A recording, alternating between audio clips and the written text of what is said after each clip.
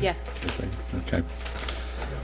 All right. Good evening, everyone. I'm going to call to order this May 3rd, 2018 meeting of the Capitola Planning Commission.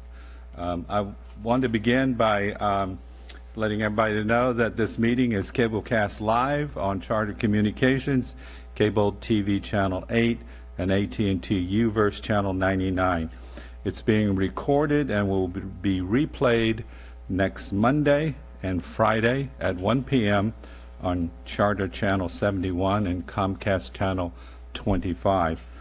You can also view the meetings at the city's website, which is www.cityofcapitola.org, and our technician tonight is Lynn Dutton.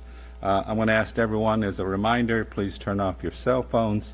And when you come to speak at the podium, if you will sign your name so that we can have that for the minutes. With that, we'll have a roll call, please, Jackie. Commissioner Smith? Here. Commissioner Newman? Here. Commissioner Welch? Here. Commissioner Westman? Here. Chairperson Story? Here. Join me for the Pledge of Allegiance.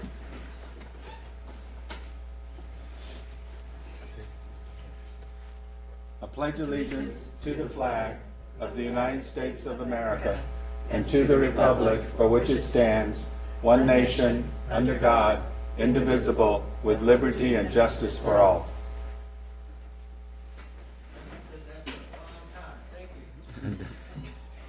Well, you're welcome. You should come here more often. You'll get to say it more. Next, we'll have oral communications. Any additions or deletions to the agenda from commissioners first? From staff? No additions or deletions. Did I understand you wanted a continuance of the minutes of the meeting? Please. Okay. So we'll deal with that when we get to that item.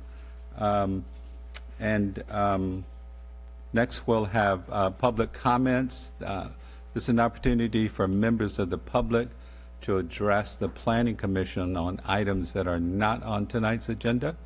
Is there anyone here for that purpose? Seeing none, I'm going to close the public comments portion of the meeting, and we'll move on to commission comments. Comments from commissioners? Hearing none. Staff comments? No comments. Okay, well, let's move on to approval of the minutes. I've been advised that this particular set of minutes is not actually complete and ready for action by the commission, so I'll entertain a motion to continue. Also move. Second. There's a motion and second. All in favor? Aye. The motion passes unanimously, and that item will be continued to a future date. Next, we have the consent calendar. There's only one item on the consent calendar tonight. This is an item that will be held without a formal discussion and hearing unless someone wishes to pull it for further discussion. Is there any members of the audience that would like to pull the consent item 4A concerning 110 Capitola Avenue Suite 1 for more discussion? Seeing none, commissioners? Move approval. Okay, Second. there's a motion and a second to approve the consent calendar. All in favor? Aye. Any opposed? Motion passes unanimously. Next, we'll move on to the public hearing portion of the meeting. The first item is a design permit application for 1350 49th Avenue. This is a design permit application for a 670 square foot addition to an existing single family residence. We'll begin with a staff report, please. All right. Thank you, Chairman Story. So 1350 49th Avenue. The existing residential development is a one-story, non-conforming, single-family home. It is located in the Jewel Box neighborhood, the intersection of Topaz Street and 49th Avenue. Residential structures in the area include 1- and 2-story single-family homes and the Surf and Sand Mobile Home Park. The proposed first-story additions include a 226-square-foot one-car garage and a 61-square-foot addition to accommodate a hallway and the stairwell to the second story on the front of the home. The proposed second-story addition is a 379-square-foot living space that includes a master bedroom, master bathroom, and closet. With the first and second-story additions, the proposed project is 1,833 square feet, which is a floor area ratio of 57%, conforming to the maximum floor area ratio for the lot. The applicant is requesting a variance for the proposed garage to extend 13 inches into the side yard setback, as indicated here. In relation to the variance request, staff finds that the following special circumstances are applicable to the subject property. The lot has a very irregular shape as a 4-sided polygon with no parallel or congruent sides, or a scaling quadrilateral for any geometry fans. Typical lots in the Jewel Box neighborhood are rectangular in shape and approximately 40 feet wide by 80 feet deep.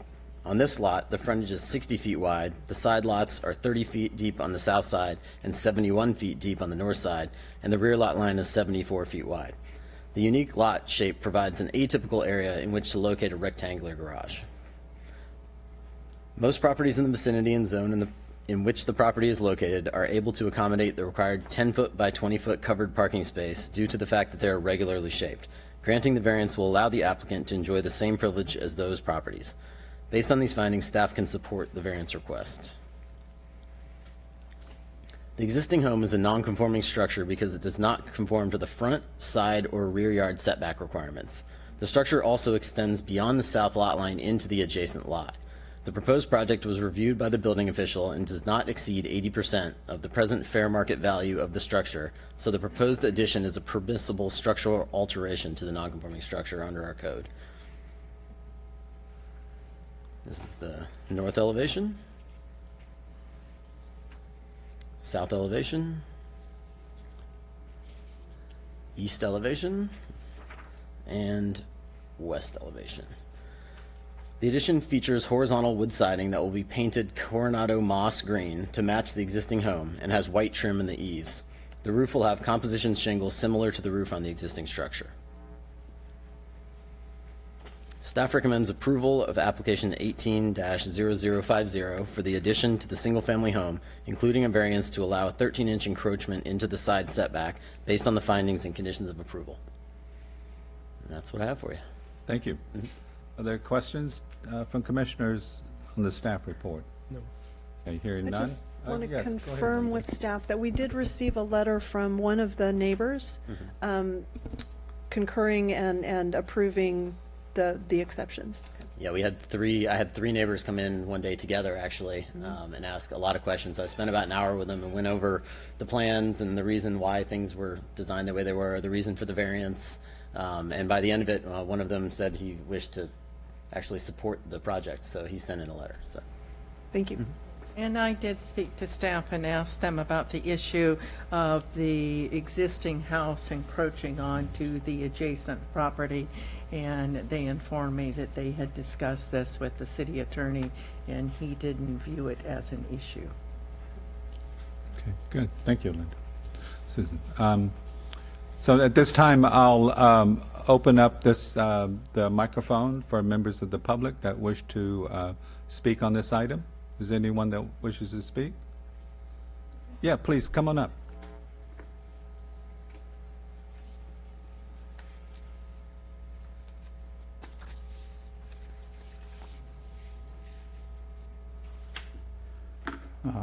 Hi, I'm John Hoffaker, and I'm still working. I haven't retired yet, thank you.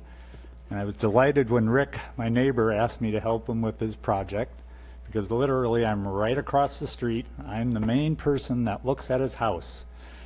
So that's my, so I wanted to do it well. It was a tricky design, and with the staff's help, we worked out all the problems. So I think it's going to be a good project and a good addition to our neighborhood, and I'm here to answer any questions. So thank you. All right. Thank you. Thank you. Some commissioners didn't have any questions. Anyone else that wishes to speak on this item? Hear none, I'm going to close the mic, and I'll bring it back to the commissioners for discussion and action. Who would like to begin? Ed? So that's a really funky property, and I think improvement is long overdue and will be welcome in the neighborhood. As far as the variances, I agree with the staff. I think that the conditions for a variance are satisfied by this application. Anyone else? I would agree. Excuse me, I have no issues with it. I think it's fine. Well, it sounds appropriate for a motion. Is there some? Want to make it? Okay, I'll move approval with the conditions as stated in the staff report. I'll second it. There's a motion and a second. So I'll call a roll call vote. All in favor? Aye. Any opposed? It's not a roll call vote. But, oh, yeah. It's a non-roll call vote. That's right. Thank you for that clarification. Well, maybe I will do a roll call vote. No, I think we can agree that the motion passed unanimously, and congratulations to the applicants. Next, we'll move on to item B, which is 318 Riverview Avenue. This is an application for design permit for demolition of an existing two-story single-family residence and construction of a new three-story single-family residence, which includes a variance request for parking standards and open space located within the CV, which is Central Village zoning district. So let's see, before we begin with the staff report. Mr. Ed? Chairman, Yes. I will recuse myself due to owning property within 500 feet. Okay, thank you, Ed.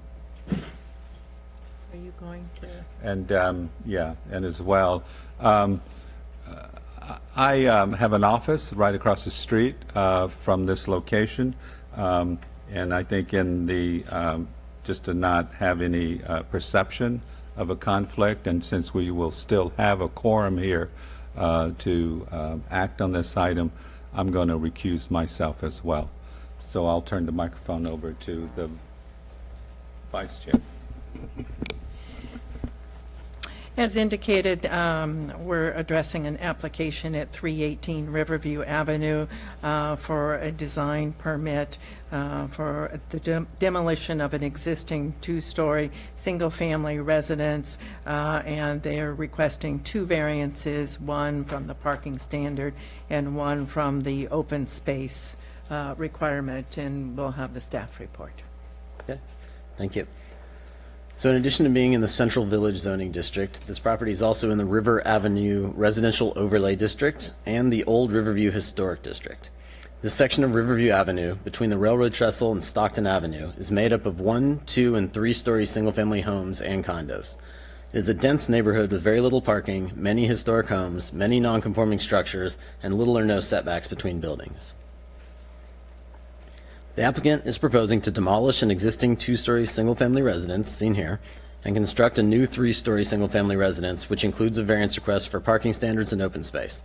The existing two-story residence is 1,127 square feet, and the proposed three-story residence would be 2,085 square feet. The proposed structure is rectangular in shape with a recessed entryway on the first story and a deck on the stepped third story. The structure has almost 100% lot coverage. The proposed siding on the south elevation is cement plaster on the first story with board and batten on the second and third story. The third story deck has an obscure glass railing. The first story and a portion of the second story of the north elevation will be cement plaster, and the remainder of the second story and the third story will be board and batten siding. Board and batten siding will be used on exposed portions of the second and third story on the east and west elevations as well.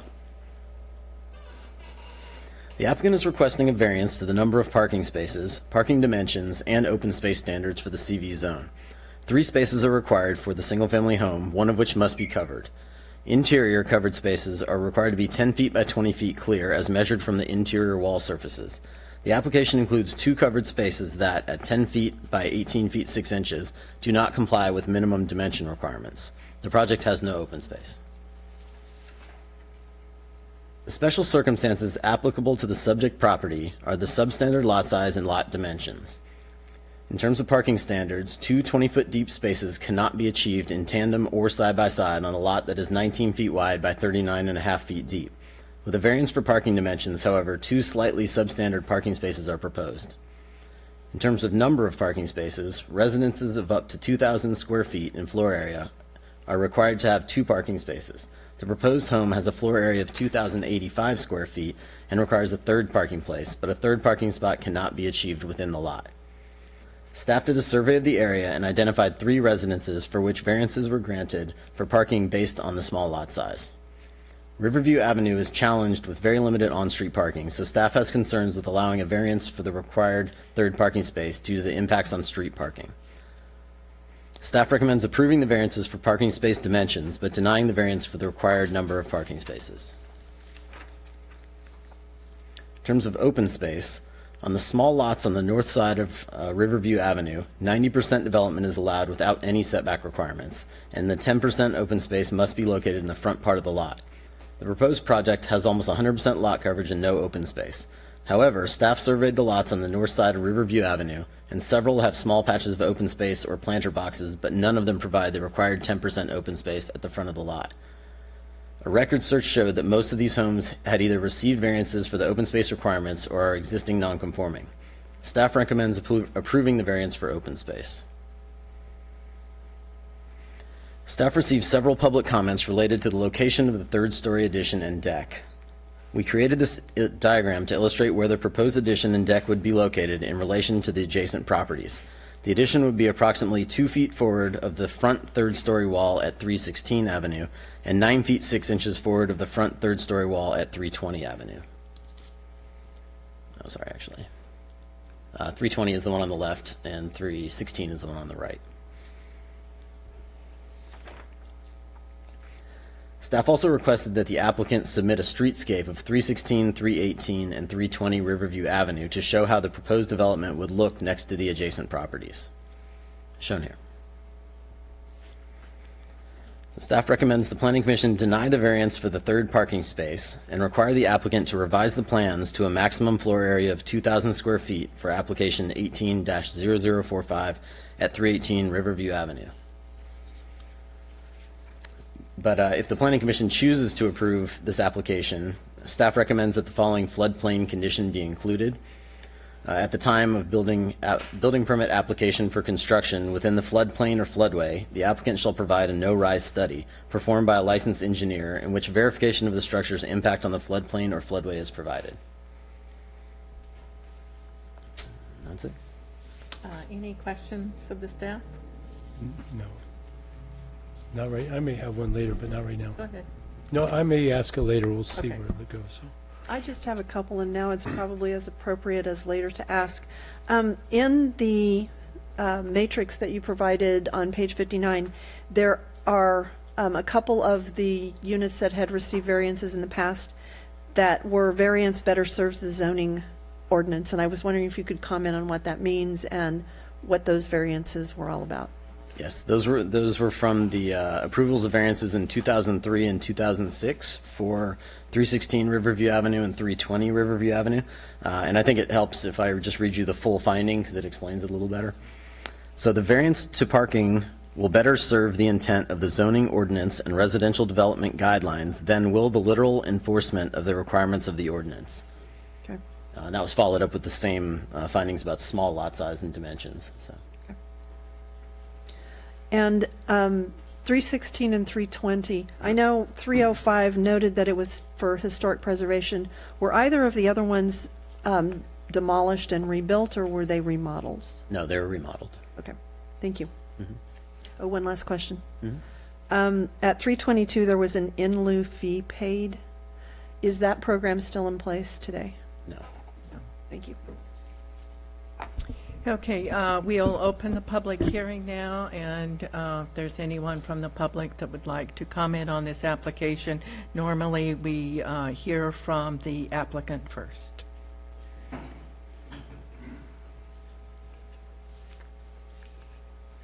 Good evening, Co-Chair Commissioners. My name is Derek Van Holstein. I'll be glad to answer any questions you might have. I have a few comments regarding the request for a variance. It's very clearly the variances for the open space is I think, a moot point. Everybody's used that ground space. There's very little ground space to use. And it's very difficult to make these projects work nicely. We've tried to do that and present a new building that will take care of the inefficiencies of the building that's there. We're replacing a building that has one parking space. A lot of these parking spaces aren't even used for parking, and that's part of the problem, I think, on Riverview. And very few of them have two spaces. And a number of them, I think there's six spaces of, there's 6 projects or properties that have gotten variances for for just these same reasons.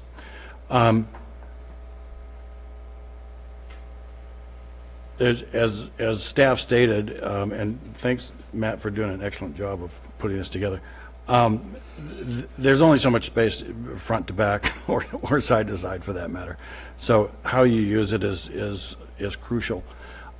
There's a lot of space on the first level that we can't use. That's counted as floor area ratio, and the only thing that sends us over is the deck, which is 85 square feet.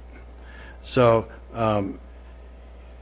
But the deck is crucial because it's the only outside space that they have. So it's the only private outside space that's usable for them. As far as the variances are concerned, the cat's out of the bag on this one. There are a number of variances on Riverview, all for the same reasons. I'm going to respond a little bit, if I may, to the neighbors that sent letters. I think that the sidewall issues, although they may appear to be huge to them, they actually, being a little bit forward and of each one of them, give them actually more privacy. The south side is where the sun comes from primarily, and what we'll be blocking would be the east, mostly the east light. So in the morning, if anything, but even at that, I don't think that the sidewall is blocking very much of their light or open space. So I would urge you to approve this with the flood certification. As requested. Thank you. So I had one quick question. On the front of the building, the garage doors, can you tell me what those are going to look like? Because they're a pretty dominant feature on there, and I couldn't quite understand it from the plans. Well, we can show those. Yeah, can you put those up, Matt?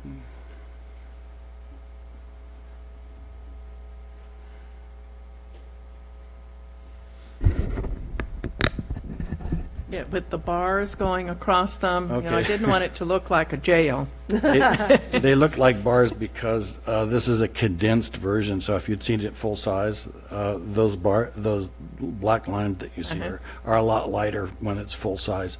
So this is a sectional garage door. It's a wooden garage door that's sectional, and the lines you see going across will be almost not visible. Right, so the door will actually go up Yes. like that. Okay, Yeah. thank you. You're welcome.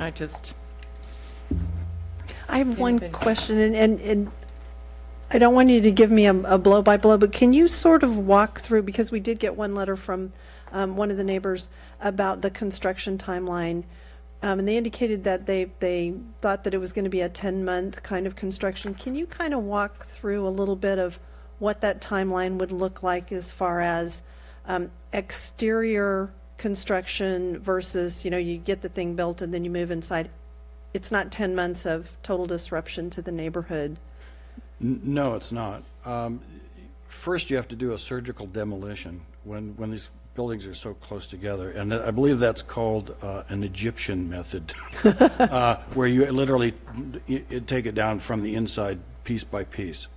And part of the reason that we're demoing this building rather than remodeling is that it's not in great shape. It was done with slump stone and not adequately reinforced concrete block. And it has drainage problems, so we're going to be able to fix all that with the new building. Blow by blow, it will we'll do a surgical demolition, take the building down from the inside. It won't take, maybe 2 months to, pour concrete and do the exterior shell. Okay, 2.5 months maybe, I'm guessing. And then we can move inside. And the demolition will take less than a month, I would think so. So I think, you're probably looking at 3.5 to 4 months, maybe half the time. Okay. Before the shell's finished. Thank you. Any questions? I have none. Thank you. Is there anyone else in the audience that would like to address us regarding this application?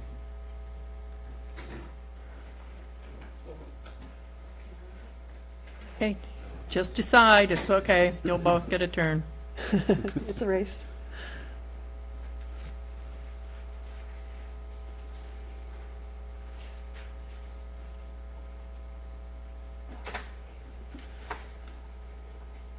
Hi, my name's Lars Sandberg. I've been living across the street from the proposed site for 45 years. And I think should make note of the certain characteristics of Riverview Avenue and that stretch, particularly in between the trestles and the bridge or Stockton, where it's a two-way, but it really shouldn't be. It really shouldn't be, but it has to be because of garbage trucks that have to back in there and then go back out because they can't go through the trestles. And I'm addressing this situation personally because of the parking, and then Capitola is the biggest issue is parking, and the density, and as well as the character of the buildings that are built. And actually, the way this is drawn up is probably an improvement in what it is now. And it looks like they have a front door, and that's pretty unusual that they don't have a front door. Poor people, But aside from that, it's the Riverview Avenue is like 12 feet from white line to white line, and there's no turning around. Then, even though this is an expansion for someone's pursuit of happiness or income, or even your taxation, transient taxation, I guess the term is. I think that's a little optimistic as far as speculation goes, because I see a lot of empty houses and rooms on that street. They can't rent them because these people hire cleaning firms, Team Belinda, and they jack up the rents enormously. But aside from that, my most important concern is that I've gotten to know Nelson, that lives in 320, and he has been he's been diagnosed with Parkinson's disease. I'm sure this could be verified. You could see it, it's obvious. And his concern is the impact of all the construction. And I spent my whole life in construction, my whole adult life. I know what goes on. This is a lot of jackhammering, roto hammering, nail gunning, the whole thing. And I think I think 10 months is very, very, very optimistic in this theater where it's going to eventually would take place, but I want to say that the timing is all wrong, and that is my basic statement. Okay. Thank you very much. Thank you. Thank Lars. Anyone else?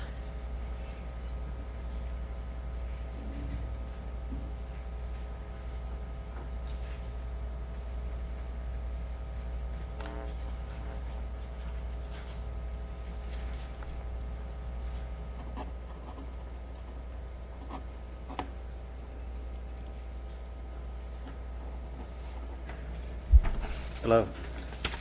My name is Nelson Vineyard. This is my wife Leslie. We're the owners and the occupants of, I should remember this, 320 Riverview, adjacent to the house under discussion. We did some notes today, and I'd like to just go through those in a semi-random order, and then Leslie's gonna speak for a minute. As far as the design proposals, the proposed living area at the top of 318 requires the framing over and finishing of a new wall.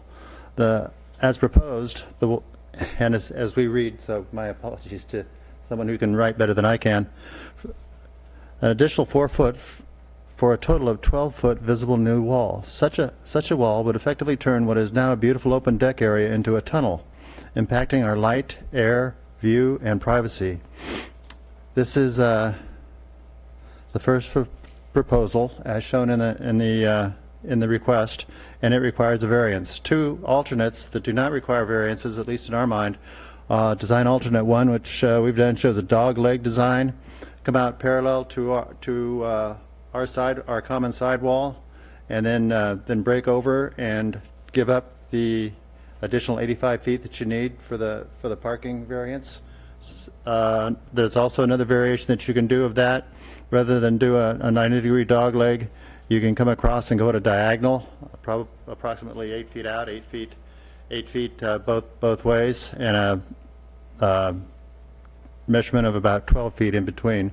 It would really be our preference. The design alternate number 2, it would give us allow us to maintain the most light, air, and everything else that we love so dearly. Parking variance. We're in agreement with the planning recommendation that the parking variance should not be granted. Current parking conditions on the street are horrible, and approval would only make it worse and encourage additional variance requests.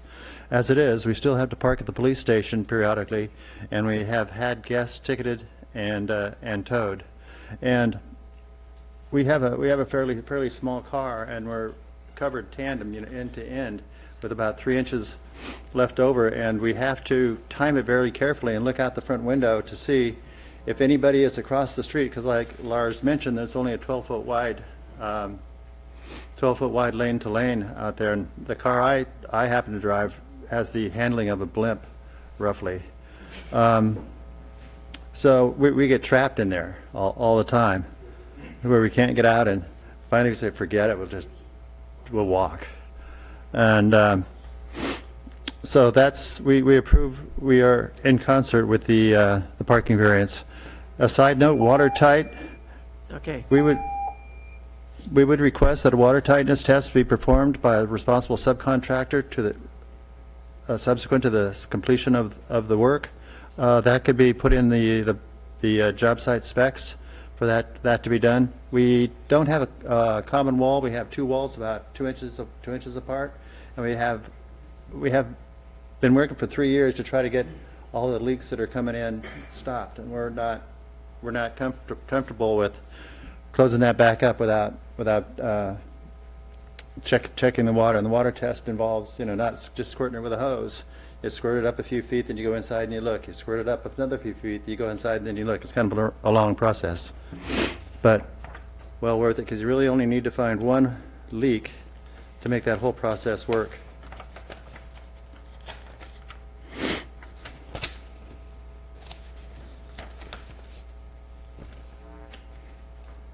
Oh, I think I'm going to let you read. Okay. Oh, logistic impacts. Impacts on the surrounding residents such as haul out, deliveries, start time, worker parking, resident parking, noise, dust.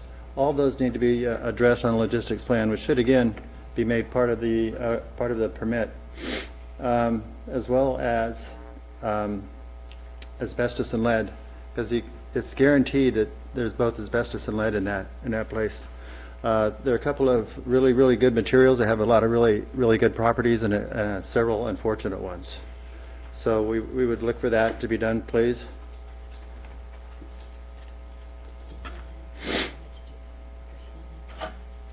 Okay, okay. So we'll go to the second part of what passes for my presentation. Over the past several years, I've endured several medical challenges, including hearing aids, which, spend any time with me, you'll know, which were not fully successful, cataract surgeries, cancer diagnosis. About 7 months ago, I was diagnosed with dementia, with Parkinsonian symptoms called Lewy body dementia, which is the affliction that Robin Williams had. About 6 months ago, I had a total knee replacement surgery in preparation for the stairs in our house at 320. The thing that worries me the most is the dementia. From diagnosis to average life expectancy between 5 and 7 years. From diagnosis to average life expectancy is between 5 and 7 years, though I will be severely impaired before then. It's pretty horrific. We had lived off and on in Capitola for about 30 years, first in Escalona, in the same apartment building as Stephanie Harlan, and then on Cortez. Our 3 children were all born at Community Hospital, and we were married at Star of the Sea. We have owned 320 for about 4 years with the intention of retiring here. Following the dementia diagnosis, we decided to accelerate our plan. I retired immediately, and within 6 months, we began our move to Capitola. We finished moving about 3 weeks ago, and we were shocked to see the notice on 318. Just when we thought, what else could possibly happen, we have our answer. We finished moving about 3 weeks ago. There are several things that I've wanted to do for years, so kind of my bucket list. I want surfing, stand-up, which is where Lars comes in part. Stand-up paddleboard and open water swimming. I've been out there in the water every morning since we got here, and it's not getting any warmer whatsoever. Sadly, my LBD seemed to be progressing faster than we had hoped, especially with regard to memory, executive action, and hallucinations, both visual and oral. I see little things scamper out of the way as I walk around. I see, and I would swear that our son is home. Well, he's home. I know he's here. There's a sensation of feeling that somebody is in the room with you, and I keep wondering where he is. Temper, hallucinations, both visual and oral. Temper and patience are also areas of concern. Noise, dust, change, activity, and confusion are all triggers and result in agitation and confusion, as well as an acceleration of the disease. We are very concerned that the work at 318, especially with a construction time of approximately 10 months, which we heard about earlier today, will be too upsetting and something Nelson cannot endure. Nelson's medical records can be provided from Stanford if need be. Being retired, we are home during the day, and separation between the 2 homes is 1 to 2 inches. To be forced to live on top of the construction noise Nelson just left after 35 years would be unbearable and medically detrimental. I retired in September after 35 years in the construction in the Carpenters Union. I was a commercial superintendent in San Francisco, San Jose, Harvey West Park, all of those places. I was the guy, if we had a project get in trouble, that they sent in, and I didn't have to do anything but finish. They didn't care what it cost, just finish. And so that was me. And now we had a yard sale prior to moving down here, and they took the change making thing away from me because I can't even make change. So if any of you need any checks, cash or anything, the options as we see them, if the work proceeds regardless of the impacts, are we can relocate temporarily. There are several options there. We can sell our house, but no one is likely to buy 320 while 318 is under construction, And if we sell it beforehand, we have to let the people know. We can try and mitigate the noise and construction impacts and limit the hours of construction as best we can. I also taught Microsoft Project, the scheduling software. I actually taught it at DPR in my last company as well. So I know that we may be able to sit down and isolate the noisy parts of the operation, and we'll be, make ourselves scarce or something along those lines. But I think scheduling them would be great. Not just have the guys show up and we're here to, bush all this stuff away or jackhammer this stuff or implode it. So, thankfully, at least on my part, that's all that I was going to get at. Now my charming wife. Gotta sign in.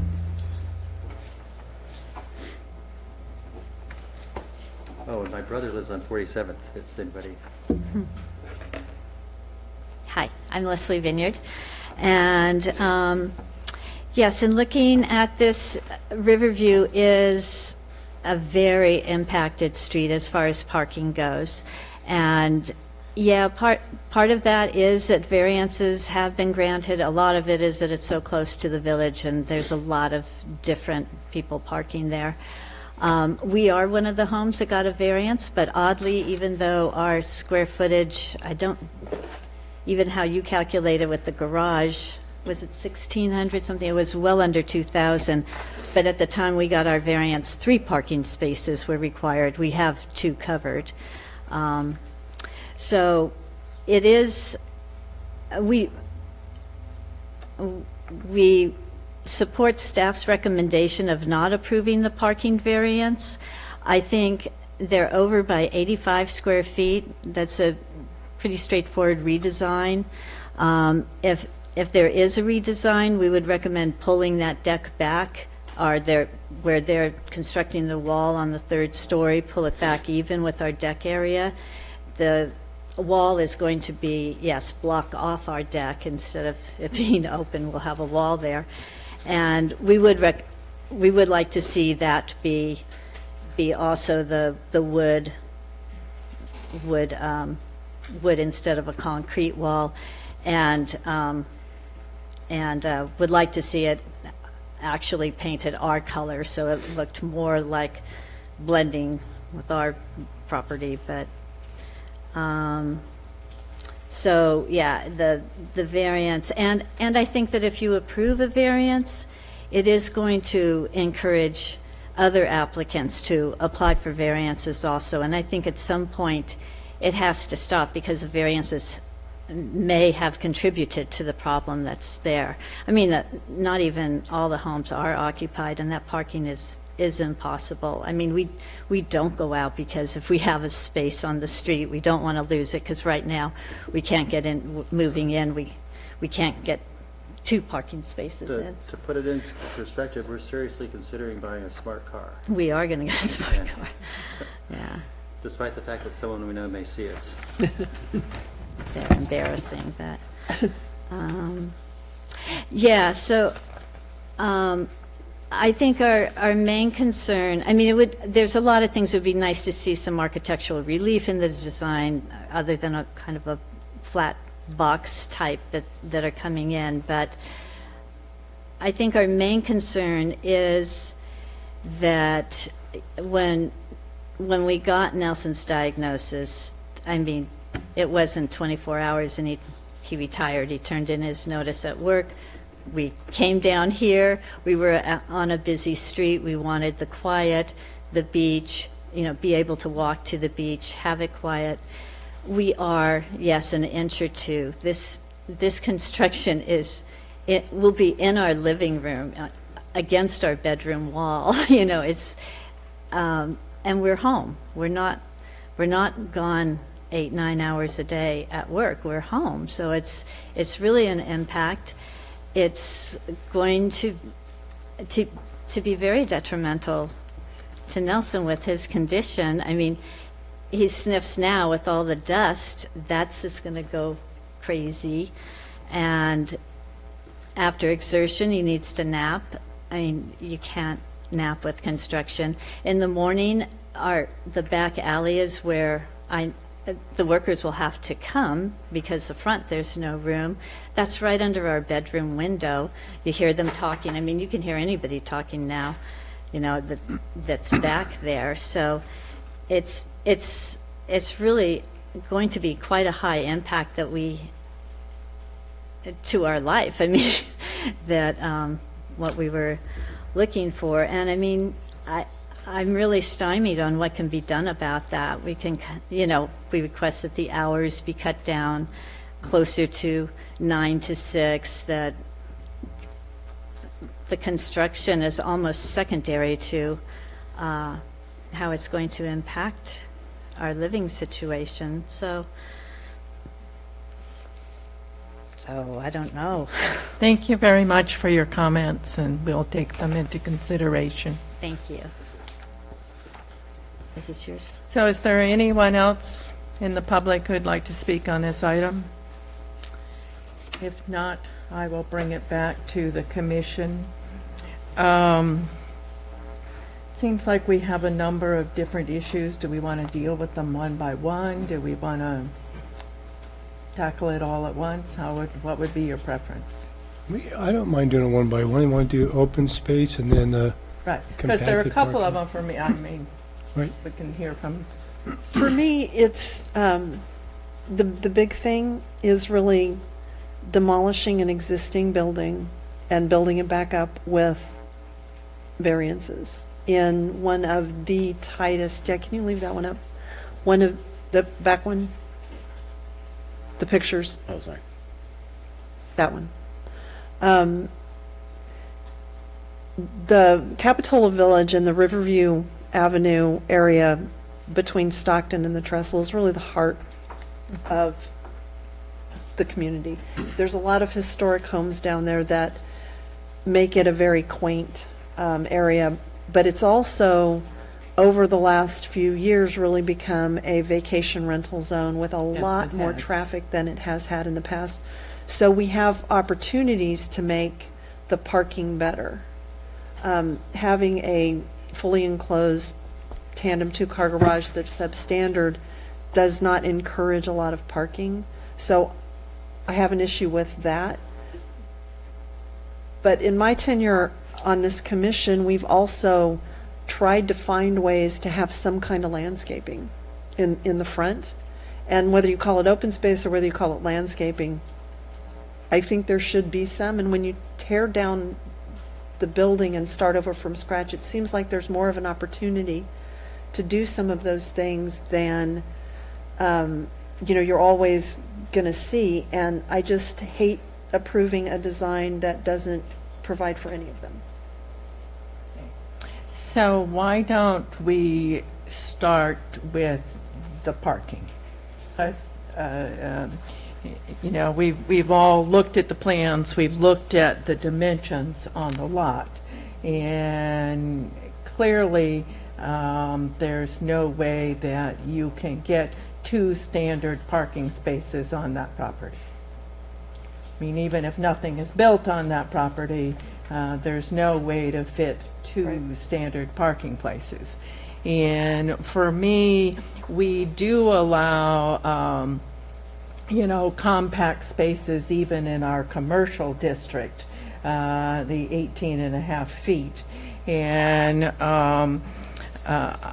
I could live with the 2 substandard parking spaces, because we are getting 2 parking spaces.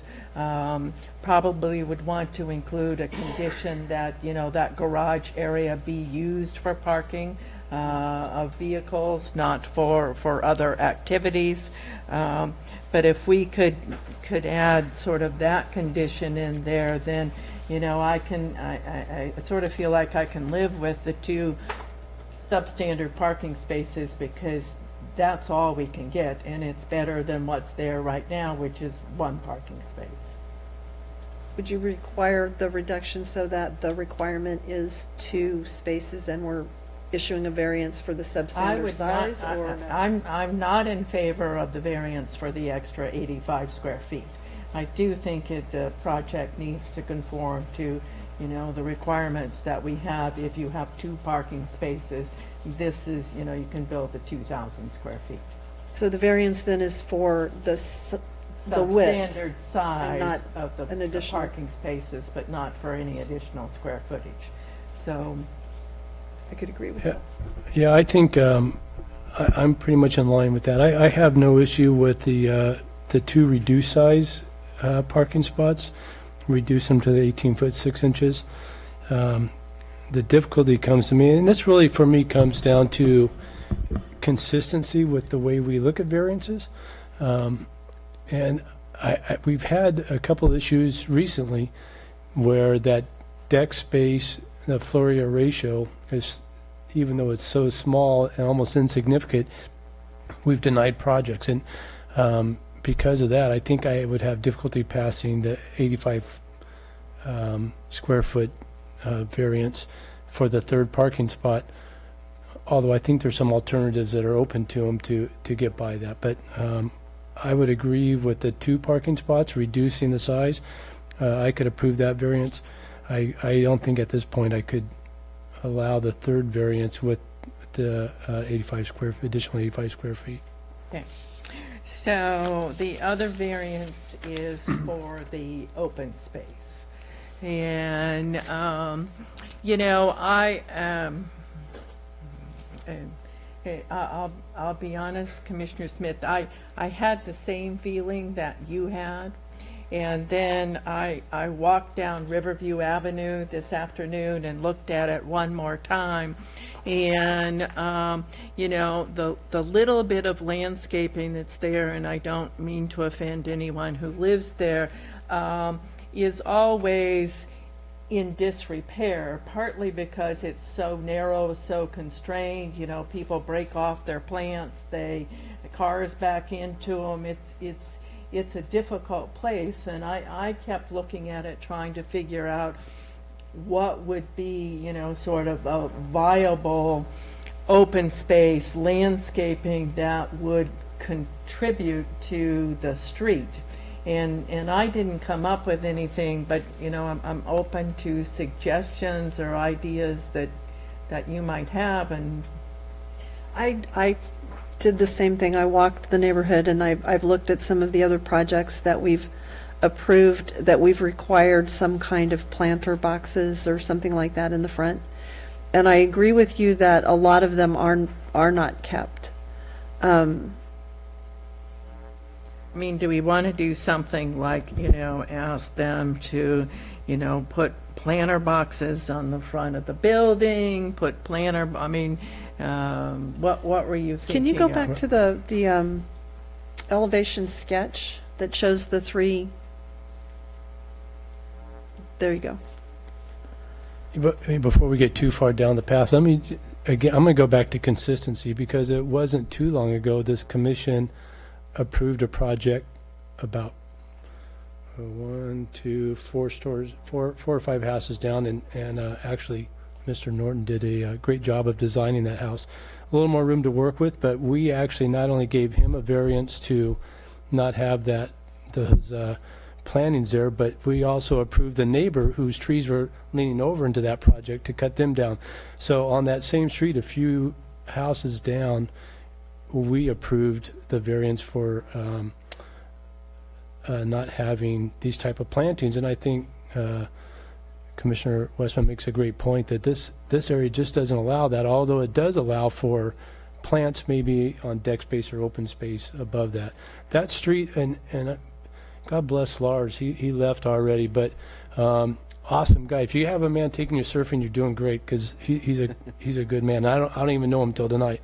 But I was walking down there today, and there had to be a person doing 30 miles an hour down that street, which, if anybody knows me in my neighborhood, I yell at people for speeding, and it's probably 4 times as wide as your street. So that street is so narrow. I think putting anything in the street as an obstacle has potential for damage. And so for me, I would be open to letting the applicant figure out planting and plants, and I happen to know that Derek has a a knack for doing some of those type of planting. So I am open to the variance of approving that variance of the open space myself.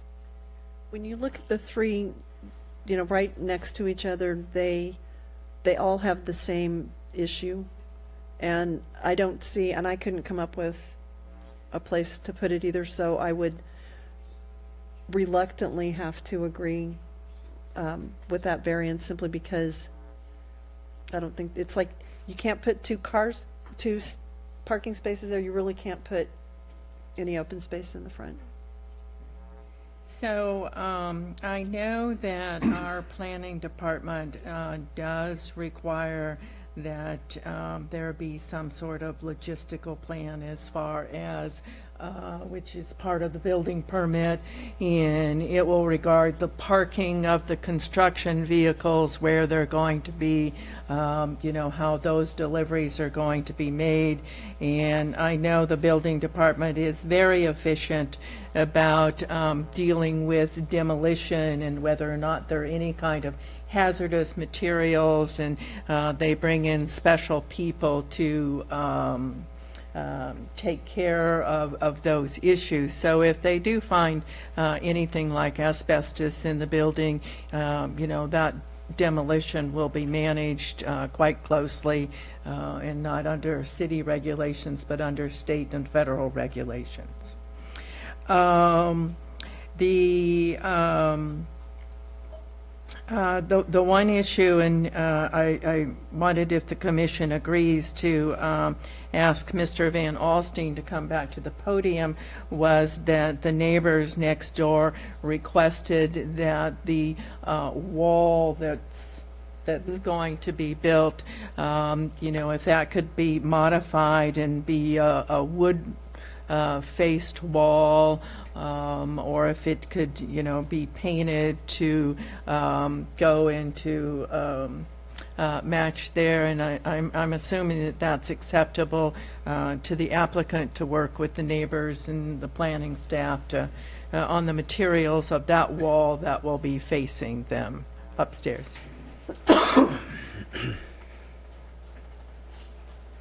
Just briefly, yeah, I think my client would be more than amenable to working with both neighbors on both sides. Not only that, but working with hours and reducing noise and dust and whatever we can do. And the other thing is that I think that the way that this is proceeding right now, we're not even looking at doing anything during the summer period. Well, it would, we're looking at doing something much later on so that we're not impacting the neighborhood. You have to get in and get out and get the heavy stuff done during the winters while there's. And I do think we would add a condition to it that you're required to notify the neighbors when you're going to start construction, so they're aware of when the demolition's going to take place. You bet. And we'd be glad to do that. Yeah. Thank you. I know that the city has hours. We regulate the hours of construction, and if memory serves me correctly, and staff can correct me if I'm wrong, I believe that the construction hours that we have are from 8 a.m. in the morning until 6 at night. Is that correct? No, so construction hours are Monday through Friday, 7:30 a.m. to 9 p.m., and Saturday, 9 a.m. to 4 p.m. And here is the standard of the code. So Monday through Friday, 7:30 a.m. to 9, and Saturday, 9 a.m. to 4 p.m. No hours on Sunday. And the way that it's written, it's, noise is prohibited between 9 p.m. and 7:30 a.m. And Right. so construction runs between 7:30 and 9. So I'm wondering if the applicant could agree to perhaps having the construction end at 6 o'clock at night rather than, so there is no, going into the nighttime with construction. They would be amenable to us adding that condition to help out the neighborhood, because this is a neighborhood where people are living very closely together, and so I think that makes, that would be reasonable. Commissioner other- Westman, I almost would ask maybe the applicant work with Mr. and Mrs. Vineyard on what would help in the process. And, in saying that, I'm very empathetic to the situation, and my hopes are that you get many surfing days out there with Lars. So enjoy as much as you can. I also believe homeowners have certain rights, and you had rights to raise your house up and do your house, and I think this applicant has the same type of rights. But given the situation, and we've done some interesting things on this commission, if we remember Ike's tree that we gave some, we just made some different conditions based on individuals in our community, and I would ask that maybe the applicant work, we do have hours that are designated, but maybe above and beyond what we're putting in our conditions, if you work with Mr. and Mrs. Vineyard on trying to work out something that allows you to do your job and build a house, but at the same time maybe works with them and in the process. So that's just a request, not a... And if I could No, I just, think that's an excellent request. and I could just throw out there, I know that my husband and I did construction on a couple of houses, and we had some neighbors that we worked with, and if the contractor's willing to work with the crew, you don't come in at 7:30 in the morning, kick on the radio, and be yelling back and forth. Those kinds of things make a huge difference to the neighbors, and it just takes communication with the contractor and an agreement with the contractor to manage the crew to be a little bit more considerate. So the only limitation we're going to put is that they end at 6 o'clock at night. Agreed. And then we're going to ask the applicant and the owner to work with the neighbors to try and lessen the impacts as much as is reasonably feasible to do. Okay, I think the only last issue I'm certain as far as things being watertight, again, that will be taken care of under the normal construction requirements. Is there anything else that we're missing? Well, we still have to address the 85 square foot, the third parking variance. Oh, okay. Well, personally, I'm not in favor of the 85 square feet. I thought we sort of addressed that. Okay, when we as long as talked. we're on it, I didn't know if we had a consensus, but I'm on the same page, yeah. Yeah, okay.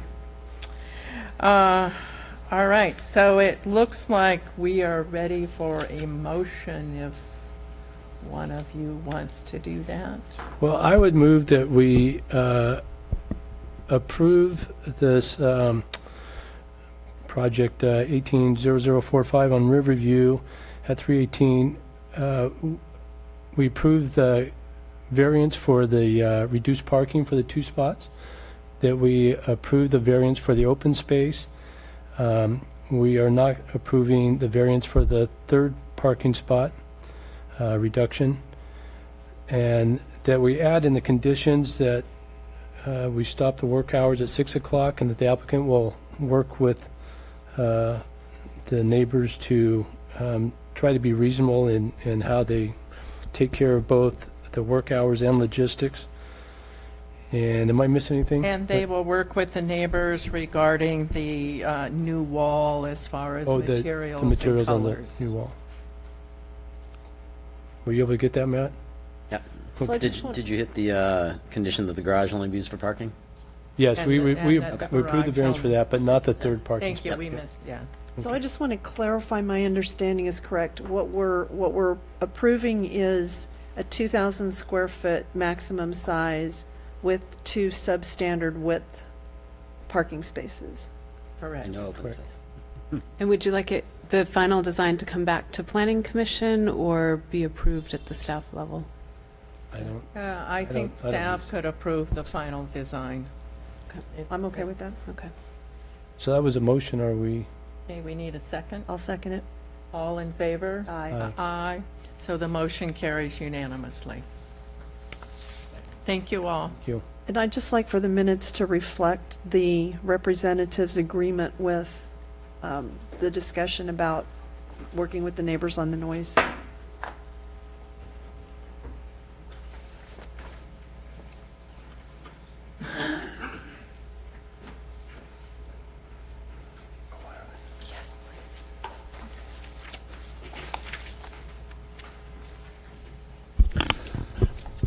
Sorry, it was a long one.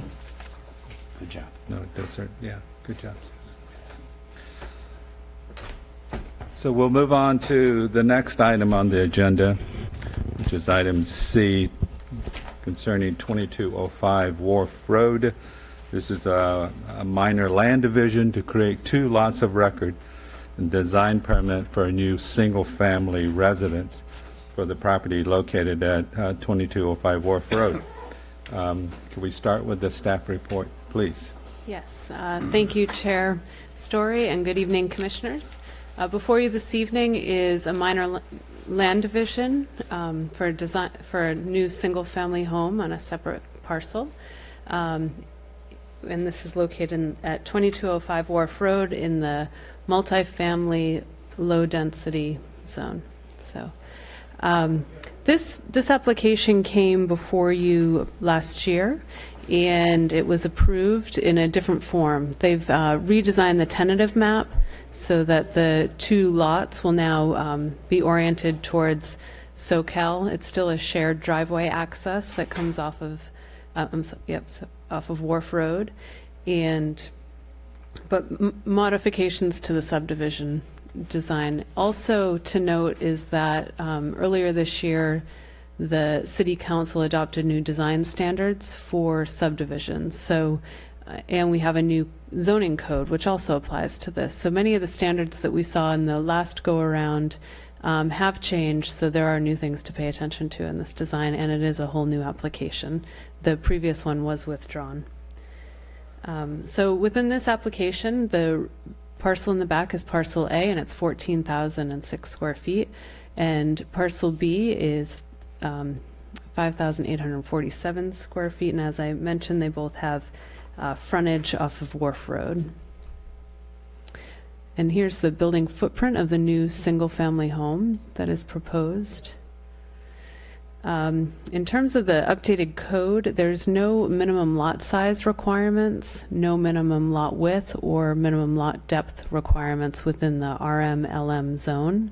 So it gives a lot of flexibility to the design standards when you're designing multifamily. The one standard that does need to be met is that within the RM-LM, you have to have a minimum of 4,400 square feet per dwelling unit. So the lot in the back is a triplex, and that is in compliance with the 13,200 square foot minimum. And then the lot in the front has a minimum square footage requirement of 4,400, and it goes beyond that at with the new lot size. In your staff report, I had listed all of the design standards. The one standard that I will point out that it complies with, but so far as possible, it's the side lot lines, so far as possible, shall be at right angles to the street, which the lot faces, or radial or approximate radial of the lot street, if the lot street is curved. So this is a unique lot design in that it's a panhandled shape. It has frontage at right angles to Wharf Road, but the actual side lot lines are oriented towards the shared driveway. And then something new within the design standards is Standard H, which allows the Planning Commission to grant an exception to one or more of the design standards. And that didn't previously exist. And really the way our zoning code is set up, you can make variance findings within the zoning code. Because this is in the subdivision ordinance, we added a new standard for exceptions because there are unique circumstances in which exceptions are appropriate, and so a new tool for the Planning Commission to support projects that need a small exception when appropriate. This image is an image of the lot. So the triplex, you can see the front of the triplex.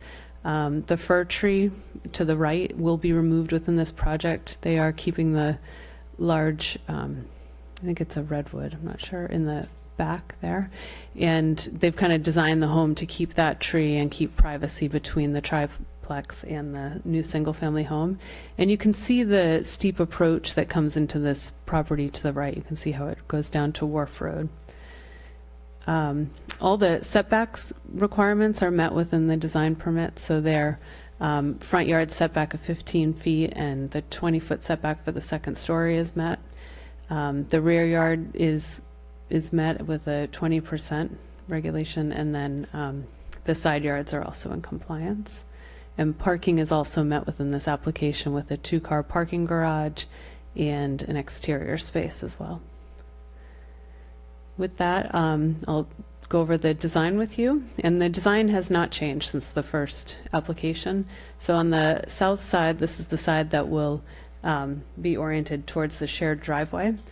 There's 4-inch window and corner trim. There's a 12-inch belly band around the building, and the siding will be shingle.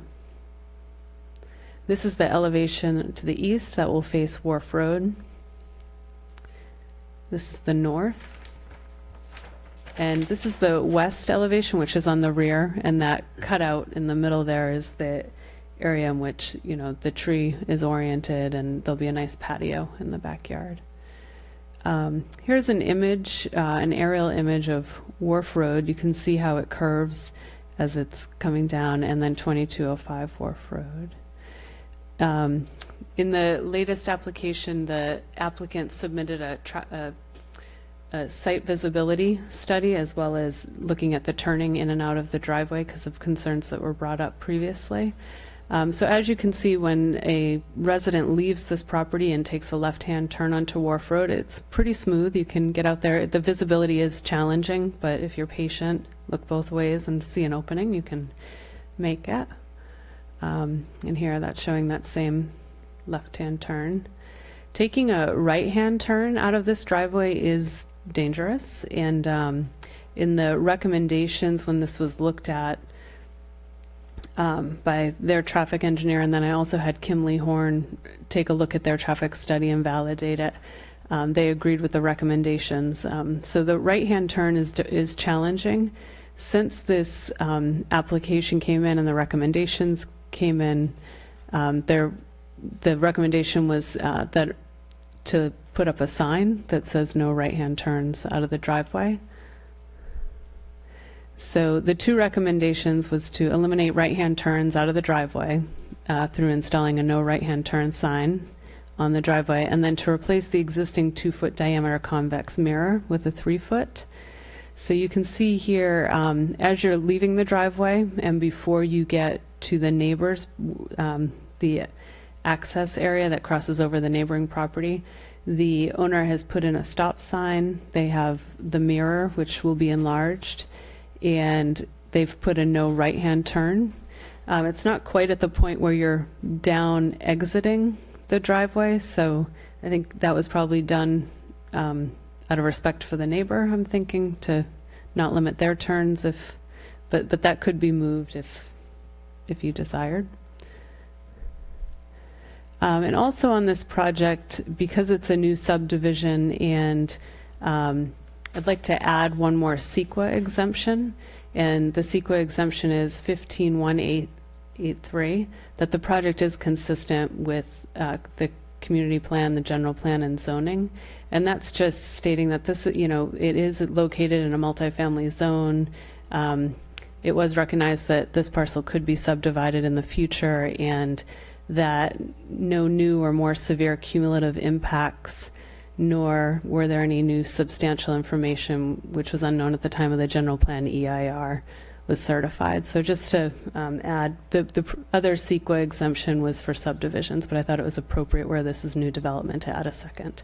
So with that, staff is recommending that the Planning Commission approve this application based on the findings of fact, conditions of approval, and with the added CEQA exemption. The questions from commissioners? Yes, Deb. The additional parking that's in the southeast corner, whose parking is that?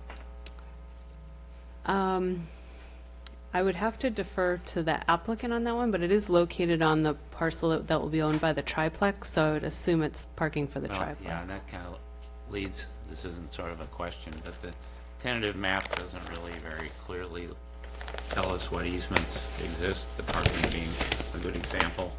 And when we get further along with this, I think it needs to call out exactly what easements are going to result from the subdivision of the property.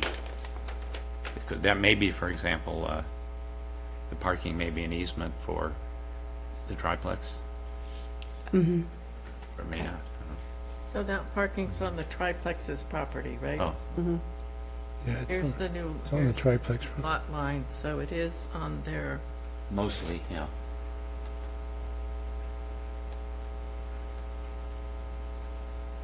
okay, maybe when we hear from the applicant, Right. they'll clear that up for us. Any other questions? Any other commissioners have questions? No, I'd like to thank Katie for reminding us that this zoning code area is approved. It's outside the coastal commission, so I think this is probably our first project with the new zoning code, right? So thanks for the think so. reminder. Katie, I did have a question about the location of the stop sign and the no right turn. Could you, it was not put down at the intersection because of the adjacent? You know, I'll allow the owner to speak Okay. to that, but when I went out to the site a couple days ago, I took these images, was happy to see the no right-hand sign up, but in the recommendation by the traffic engineer, it said to place it in the driveway. It didn't specify exactly where. I believe the owner placed it here so his tenants would follow the rules of no taking a right-hand turn. When Kimley Horn reviewed this, they said that the suggestions within the report were good suggestions. They said the no right-hand turn will be a hard one for them to enforce because it's really up to the property owners. Right. Well, maybe the applicant could address that question when they come up. And seeing no more questions, commissioners, on the staff report, I will open it up, the public hearing for presentation. Hi, Dennis. Good evening, Honorable Planning Commissioners. I'm Dennis Norton. I'm representing Chris Wright, and you've seen this project before, the same house, basically the same position. And I want you to note that the house is designed around the redwood tree to save that tree. It's a gorgeous tree, and our intent is to save that. The process has been deep in this. You know, we've gone through every type of study imaginable to do this project. It conforms to every one of your zoning and land use laws in the city of Capitola, every one. And I commend the staff for doing an excellent job on the staff report on this. I think it's well said and well taken care of. And with me, I have the owner and Miles Cochran and Chris Ryder here. And if you have any questions, maybe they can answer the parking issue. And I know that there is deeded easements from one lot to the other and the other to the other. So they're both deeded back and forth. So that's all I have to say. Thank you. All right. Okay. Thank you, Dennis.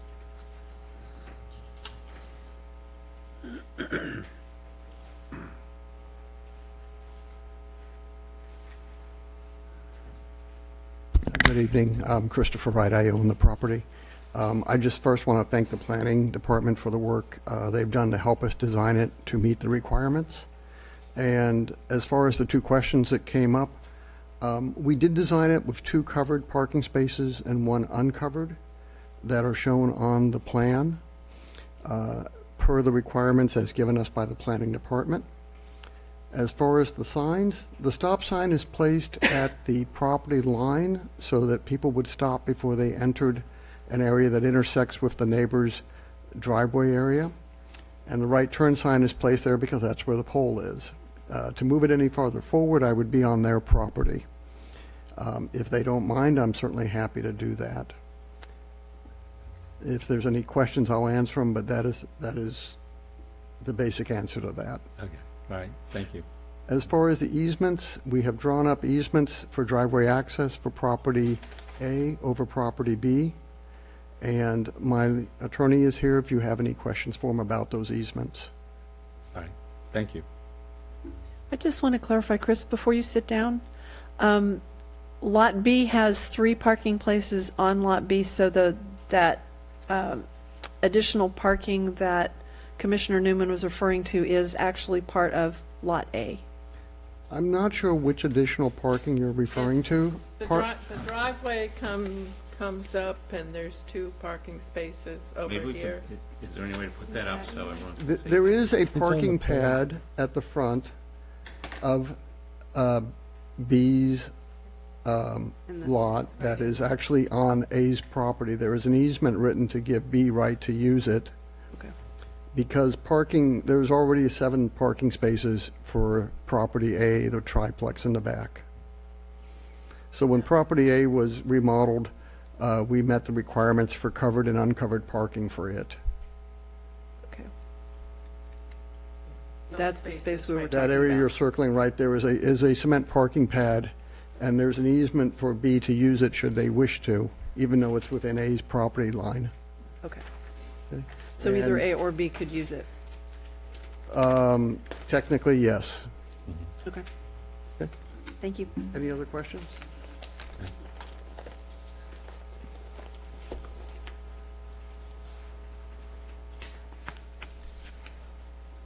Good evening. My name is Miles Dollinger. I'm an attorney for Chris Wright. I just wanted to comment on this parking pad. The way that we have drawn it up is for it to be an exclusive parking easement for parcel B. So, but if any of you have an issue with that, we're open to another suggestion. But as Mr. Wright said, there's sufficient parking for the triplex. So we thought it made more sense to designate that area for extra parking for guests for parcel B. Thank you, Miles.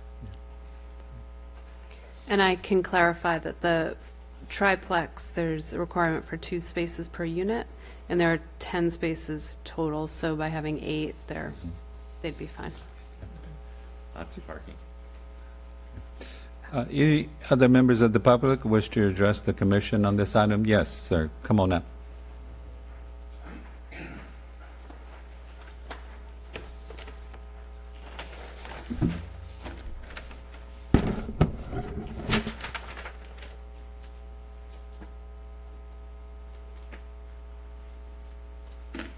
Good morning. Good evening. My name's Peter Taylor. I live at 2225 Wolf Road, which is the neighboring property that 2205 uses my driveway to access 2205. So I'm the next door neighbor that was involved in the last go-around and was ready to go to court about this until you change the rules to give yourselves the right to do what you're doing. So I'm here today to talk about safety. It has been my primary concern from the very beginning.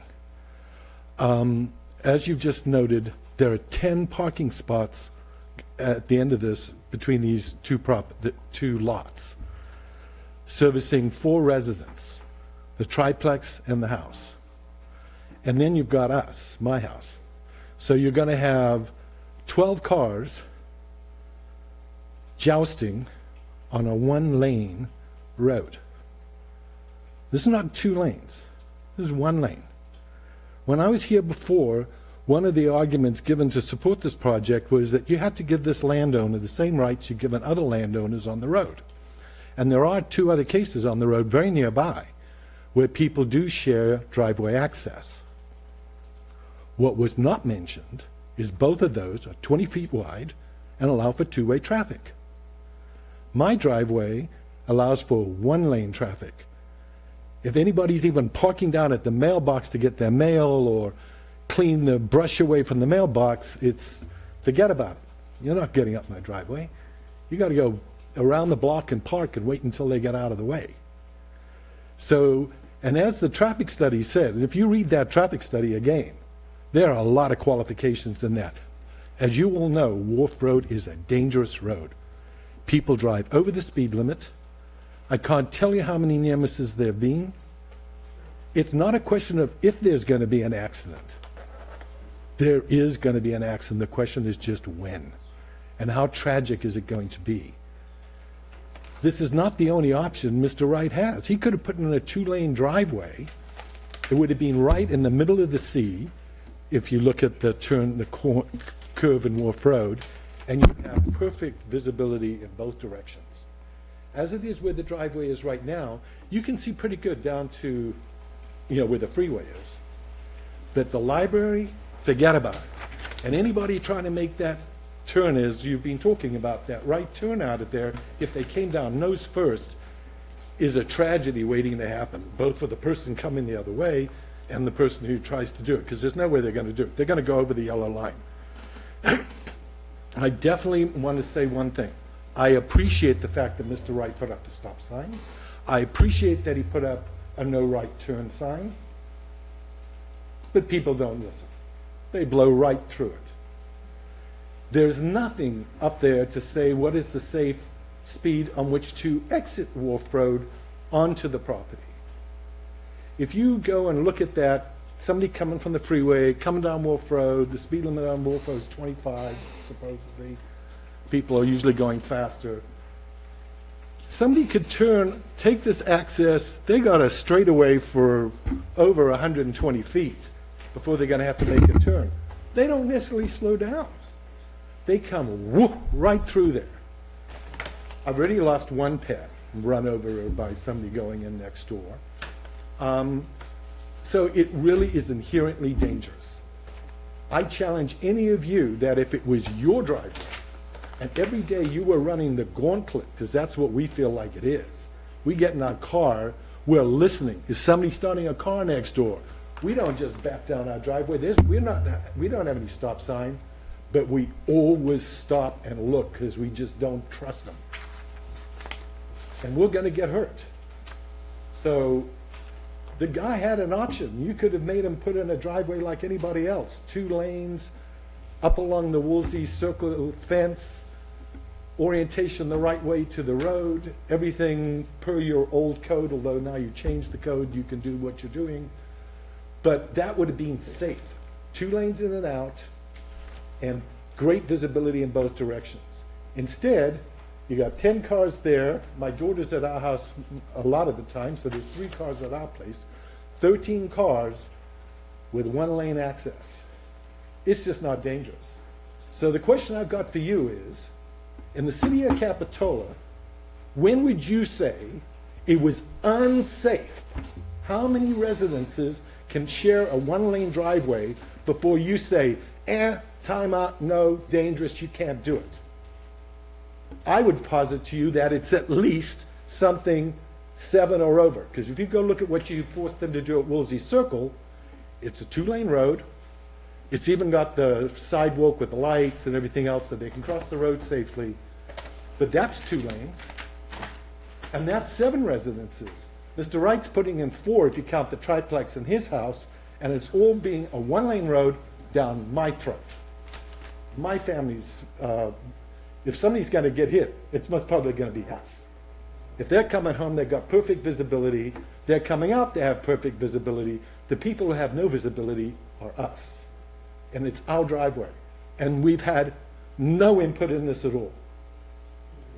So I beg you, please don't do this. Somebody's going to get hurt. The main reason I'm down here today is I really don't think you're going to listen to me at all. You didn't listen to me the last time, and I had the law on my side then, is I want it on the record. I've done everything I can to stop this and make it safe. And I'm going to fail. But at least it's going to be on the record that I did everything I could to get somebody to listen, this is not safe. Do the right thing, go there, look at yourself. Go try it yourself. Believe me, you're going to go, I'm dealing with this every day. And on top of it, if you looked at that drawing that Katie had up there about how if you don't make the right turn, you've got to make the left turn. Good luck doing that at least 4 of the hours of every day. There's no way you're going to be sitting there sometimes 5, 10 minutes waiting to get that break in action in both directions that's safe for you to cross the road. To cut across, get in that lane without somebody coming down from the library at a high rate of speed around that corner. I appreciate the signage. I appreciate the positive intent. I'm not against Mr. Wright developing this property, but there were other choices here. He could have put in his own driveway. Initially, when this first came up, the reason it was given that he didn't put in his own driveway was excessive grading. Give me a break. You can go around this town and you can see way more challenging retaining walls than what would be required here. So you have the right to make this decision, go right ahead, but appreciate one day, and it may not be that far in the future, the shit's going to hit the fan when somebody gets killed or hurt out there because, and then the people say, oh, this is unsafe. How could you have done this? So Right. it's interesting. I've asked many people this question and I've never gotten an answer. There is nowhere in your regulation that defines what's unsafe in terms of a one-lane daisy chain driveway, however you would like to characterize this. And I would say to you, you got to believe that at some level it is unsafe. You sure as hell couldn't have the Riverview Apartments in a situation like that. And you didn't allow it at Woolsey Circle, and there's 7 residences here, but 5 residents seems to be okay. And I would say that that is foolishness. It's not doing the right thing. The main purpose, I would say, of you people is to make sure that the city has regulations that make for a safe environment for all of us. I'll give you 1 more minute, Peter, to wrap up. I'm done. Thank you. All right, thank you. Can I ask him a question? Oh, yeah, if you're willing, Peter. Commissioner Newman has a Yeah. question.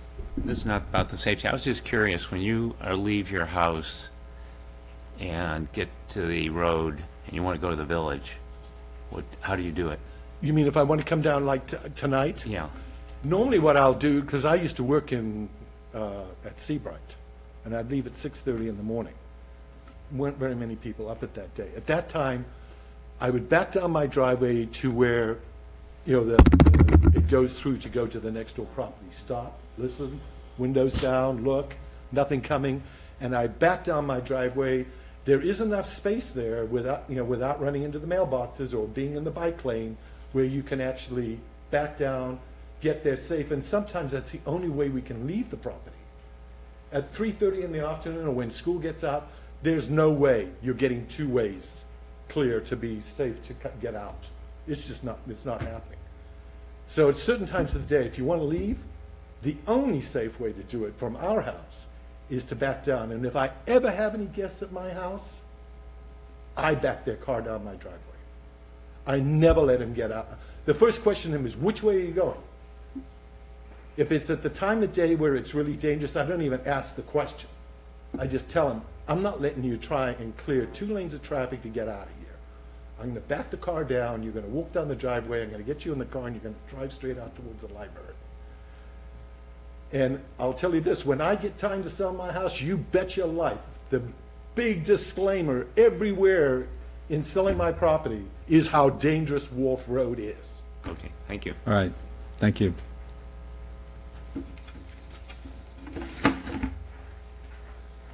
Miles, are you going to speak to the safety issue? I would like to. I'll give you 2 minutes.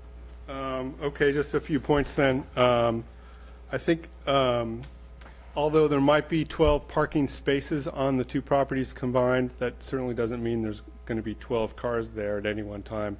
And certainly there's not going to be 12 cars moving in and out at the same time.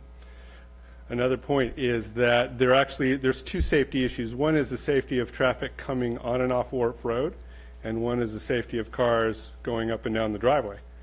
The safety issue on Wharf Road, I think, is a legitimate one raised by planning staff, which is why they asked Mr. Wright to have this traffic study done, which he did, and the traffic consultant concluded that the conditions going on and off Wharf Road are acceptable as long as people don't make a right turn. So I think that issue has been addressed. If there's a safety issue up and down the driveway between the residents on the subject property, I think that's an issue between them, and they're going to be going slow, and I don't think that should be a concern of the commission. It's between the residents of the property. Also, Mr. Taylor claims that there was an alternative to build a new driveway up the right side of the property, which really isn't true. In addition to grading being an issue, there's a gas line and a sewer line in that area that made it not feasible to build a new driveway in that area. Thank you. All right, thank you, Miles. Anyone else wish to address the commission on this item? Seeing none, I'm going to close the public hearing. I'll bring it to Commissioner. And I'd like to maybe begin by asking staff, do we have any record of the history of accidents, either on that driveway or along that section of Wharf Road? I recall that the last time this proposal was reviewed, that there was no record of accidents right off of this driveway. So. Okay. That's, I believe what I recall from then. And from staff's awareness, what is the jurisdiction of this commission to deal with questions of safety, as long as a project otherwise meets our, zoning code and ordinances? Yeah. So when this project came in, it was also the perspective of our Public Works Department that it would be safer to have one entrance here that is shared rather than put another entrance along this curved portion of Wharf Road. So we really lean on technical experts for the safety of information regarding access, and that is why we had the study done and reviewed. But really, it's the information that we provide you, but the criteria that you're looking at within a subdivision ordinance and with the design permit tonight, we should consider all facts that are in front of us, but we understand that you're not the expert, and you depend on the expert's report. All right, thank you. Commissioners wish to, begin discussion on this? Yes, Susan? As far as the safety goes, in the traffic report, they indicate that the driveway onto Wharf Road is already deficient, but that its deficiency is unrelated to the addition of traffic from one new single-family house, which is what we're looking at as one house, not adding 6 or 7 houses on the driveway. So it's how much of an impact that one additional house would have on it. And as the traffic engineer says, that traffic is not going to change any deficiencies that already exist there. So for me, this is a project that we've looked at before, I think got approved before, and I agree it's not an ideal situation. I don't pretend to be a traffic engineer and try and solve traffic problems or answer questions about how many houses can be on one lane driveway. At this point in time, we've gotten information from them that if they put up the signage and they don't allow the right-hand turn, then it would be an adequate situation. So I'm inclined to support the project. All right, thank you, Susan. Any other commissioners wish to weigh in? Well, since you're looking my direction, I guess I'll jump in here. I actually had some heartburn with this last time. I think Mr. Wright's done his due diligence and putting up the sign and taking a look at it. I don't think you have to be a traffic engineer to tell that. If I assume you, like I did, been to that property many times now, to see that's an unsafe exit and entrance into those houses. It doesn't require much thinking in the process. It's unsafe. That's the bottom line.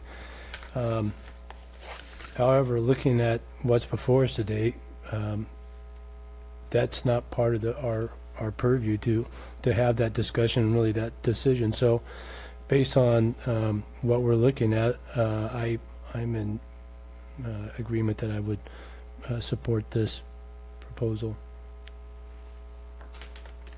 Anyone else? I'm just going to thank Peter for coming down and making, raising the awareness of the dangers of Wharf Road. And it's not limited to Wharf Road.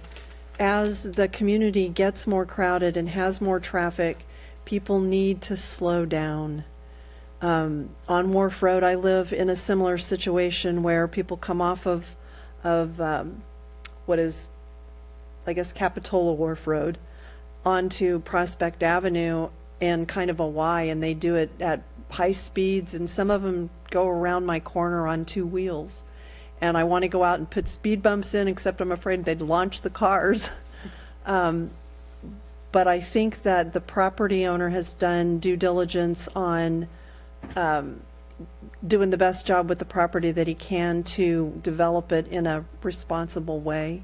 If he were here before us asking for 7 houses, I think we'd be saying no. But the addition of a single-family dwelling on that property, I think, is a good use of the land, and that's what we paid traffic engineers for, to tell us what is safe and what is not safe, what is adequate and what is not adequate. And in this case, I have to yield to the experts.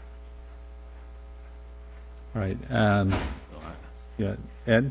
So this project's been a long time in its development here, and I think they've put a great effort into trying to solve all the problems that they had to deal with along the way, this being the second application, or at least the second application.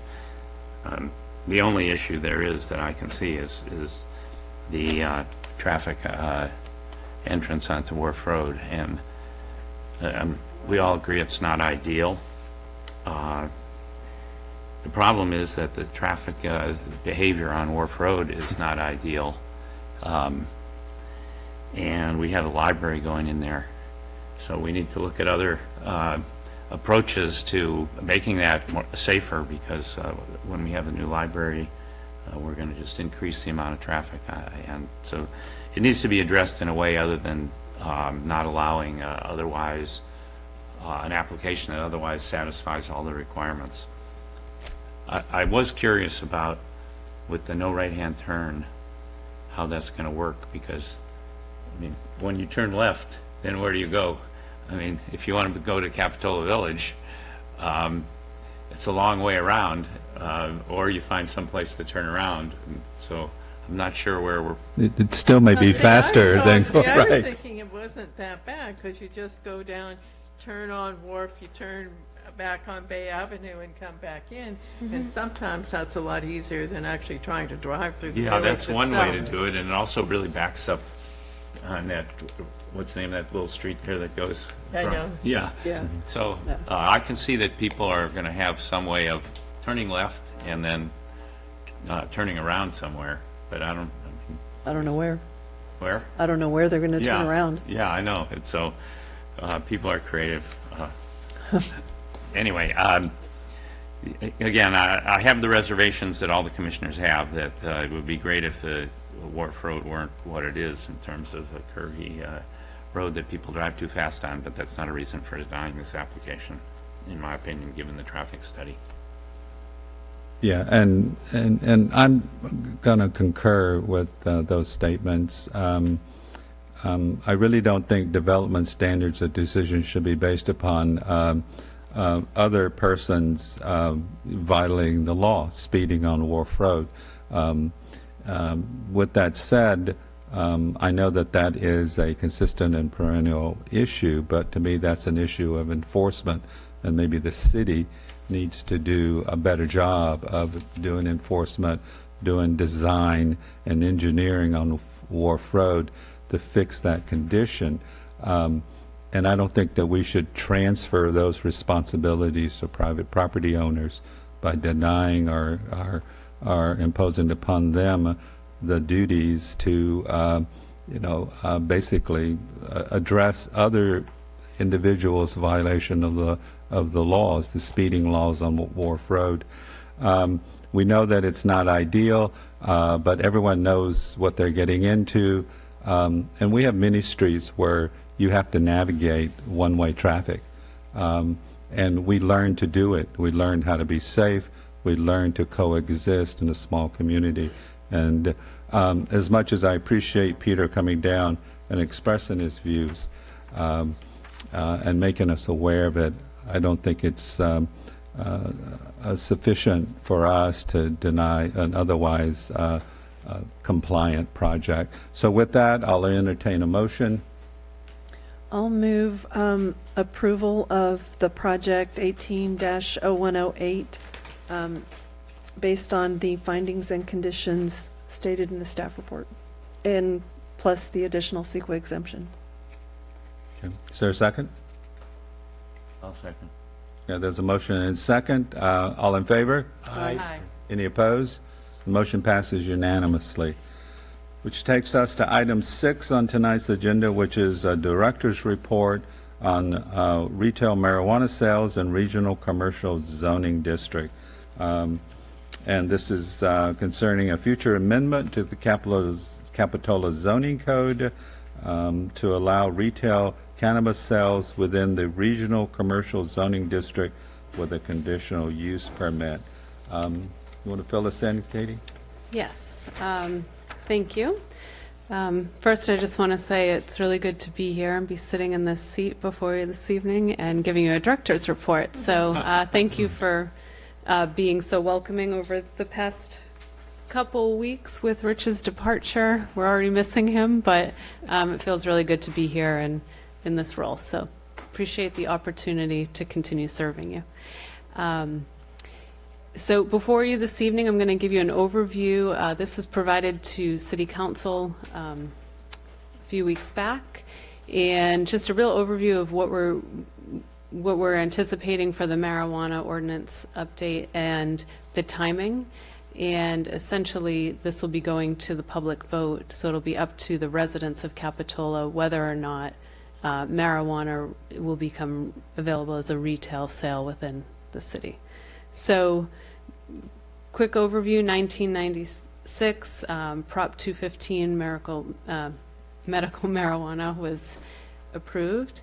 In 2014, the city ban for commercial and cultivation process took place.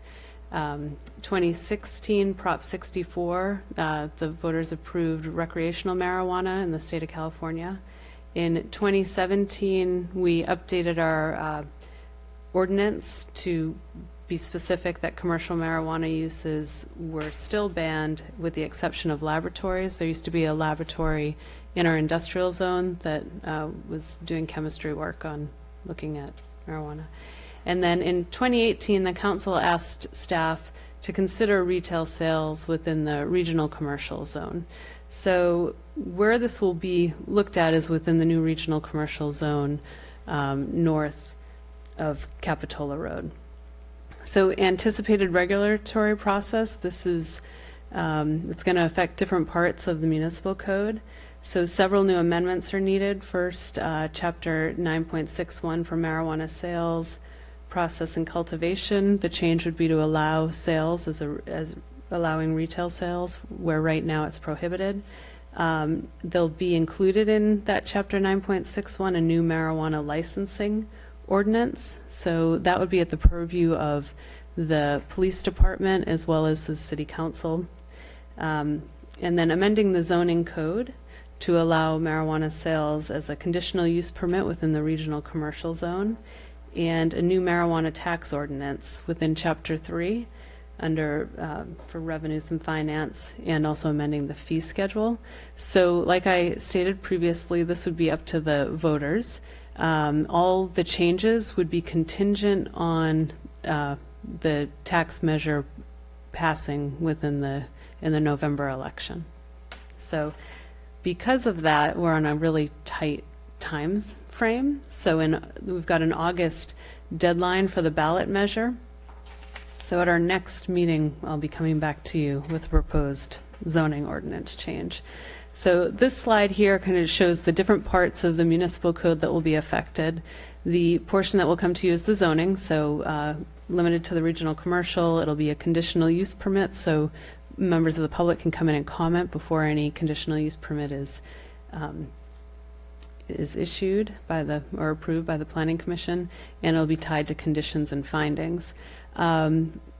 The retail permit will be the retail cannabis permit. This is where we're really going to rely on our police heavily to maintain these retailing permits. So rather than us revoking the permit as a CUP, which can be a challenge, if there's an issue with a marijuana retailer, the police will have the ability within their retailing permit to revoke a permit, which is much more easily done than a planning permit. So within that permit, we'll utilize best practices. The permit will be tied to the owner and not the actual property owner, but the owner of the business, or both if they own the building. But and then it'll be revocable and suspendable by the police department.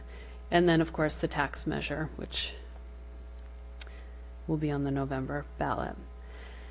So here is an outline of the process, and we were directed by the council to proceed with the ballot initiative. Next meeting in front of the Planning Commission, I'll have a draft zoning code for you, zoning ordinance change to our new zoning ordinance. This is outside of the coastal zone, so it's a change to the new code. City Council in June will hold their first reading of the draft ordinance on June 28th, and then in July the City Council will hold the second reading. We'll have a work session a week following our June 7th meeting. We'll have a work session with the City Council to review the drafts to all the different sections of the municipal code, and they'll hear your recommendation at that point. The ballot measure deadline is August 10th, so we would like to make sure we get that second reading done in July. And then voters will consider the ballot in November, and then if the voters pass the tax initiative, then the new retail sales ordinance would come into effect in January, and at that point we'd be accepting applications for the retail permit. Couple bigger picture items of the taxes. The current marijuana taxes at the state level, there's a standard tax of 9% plus a 15% marijuana sales tax, which results in a 24% tax at the state level before it even comes to the local level. In putting this on the ballot, the research that's been done, most cities and counties charge between a 5 and a 10% local tax. There's an estimate of $200,000 to $300,000 annually in tax revenues that would come in per business. Our proposed tax measure that will go before City Council and then out to the voters would be a not to exceed tax of 10% on the November ballot, and the actual amount will be set by the City Council. This is how both the county and the city have operated. They've done a not to exceed 10%. Currently the city of Santa Cruz is at 8% and the county taxes at 7%. So it just gives us some flexibility in where to put the taxing amount. And then the revenue could be used in part to offset, of course, any impacts or service demands from the new retail sales. And then ultimately, as I said, it's up to the Capitola voters whether or not retail sales would occur within the city. So zoning amendments, I've looked at quite a few different jurisdictions, and in discussing this with the police chief as well, a couple of our suggestions would be to limit the use to the regional commercial zone, require a 1,000-foot path of travel buffer between schools and churches. Under California state law, there's a 600-foot buffer. Then also include a 500-foot buffer between retailers. This was really something that the chief of police requested in order to kind of distribute these and not have an area of high concentration of retail cannabis establishments. And then another rule is that each location would have to have an independent exterior access point, so that we couldn't have a retailer that came into the mall, and we wouldn't have to worry about, say, a shared access where there's cannabis and then like a children's toy store or something where the mixes just really don't line up. So making sure they have an independent access, and you see that in a lot of the codes that have been written. And then, of course, requiring a conditional use permit and a retail marijuana license from locally, and then they must comply with all the state and all the state requirements as well.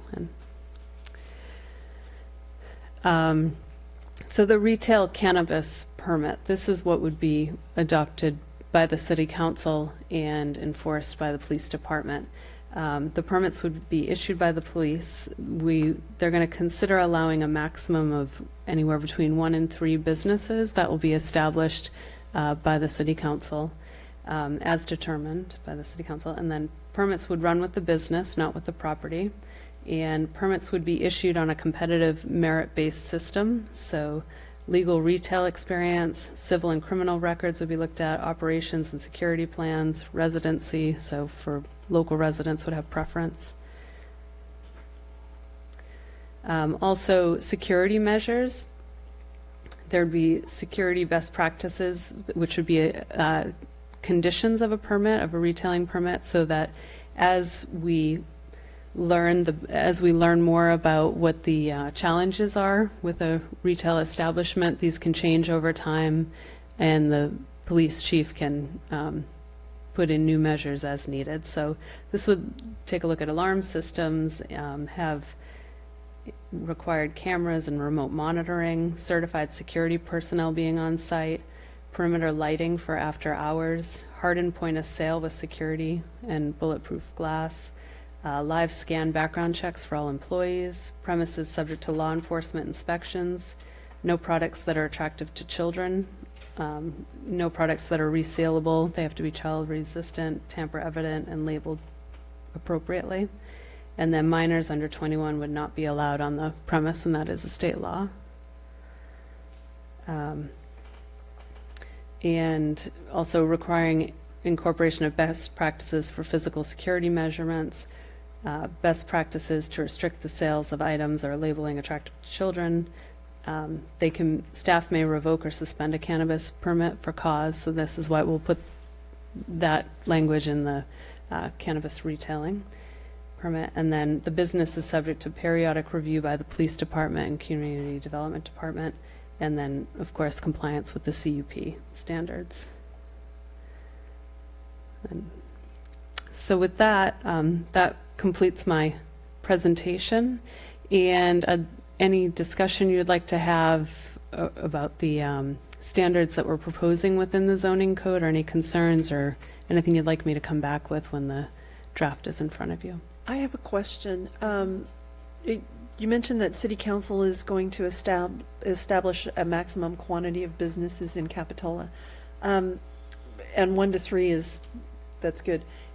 Did you calculate how many businesses would fit in the zone at 500 feet apart? I haven't done so, but I know from Capitola Road to like Auto Plaza Drive is over 2,000 feet. So, and also Clare Street's included and Auto Plaza Drive in the regional commercial. So I think there's you could easily have 3 with the 500-foot buffer. And they can't have a shared access. So using the example of the mall, we've had the Sears building come in and talk about splitting it up and having 2 tenants that have exterior entries. Mm-hmm. Would they be allowed to be in that kind of a location based on what you're talking about? We could draft it if we didn't want any of the mall properties to be allowed to have it. We could draft it that way, but no, under that scenario where within the Sears proposal, there's no internal connection between the buildings, they would be able to, if we simply said that you just need to have a separate access. Well, one of those units would have access into the mall and an exterior independent access. So in that case, we would not allow Would it. not allow it, okay. You're not. They had also talked about putting some pads up toward 41st Avenue, toward Capitola Road. Mm-hmm. It would seem like to me that those pads would be permissible for a marijuana dispensary. So that would be, Yes. well. Yeah. Or like the Takara restaurant. Similar, right. Yeah, similar that would to be that. permissible I because mean, it's one entrance. Very prominent, one of the first things somebody may see going down 41st Avenue.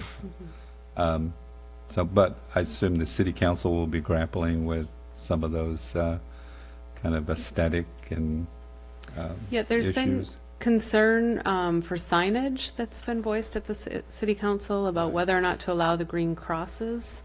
And there, it's not a requirement by the state that they have a green cross. So, there is flexibility in that. But then we also have to think about First Amendment rights and freedom of speech, so of what they're allowed. But we can have sign standards for these, and we can talk about whether or not we allow logos and that type of thing. In discussions with this, if we were not to allow the green crosses, you have to think of what would come in if the green cross wasn't allowed. So what do we really want to regulate in that aspect? But so will there be any design review aspect of this, like with a normal business? I mean, one of my concerns would be that we don't want to have buildings that, have bars all across the windows and, look like it's some sort of vault. I mean, normally we do have a design review process, so I'm assuming if people were going to do exterior changes like that to a building, they would still have to get a design review permit. if they were going to add bars to the windows and make significant changes like that, yes, they would need a design permit. We can clarify that within the way it's drafted.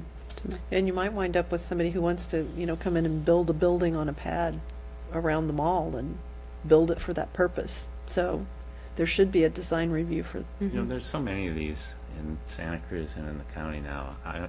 Somehow this seems like overkill to me, but it's okay. I mean, and the part that I really don't like is this child-proof packaging when an adult can't get in. I'm with you on that one. It's very humiliating.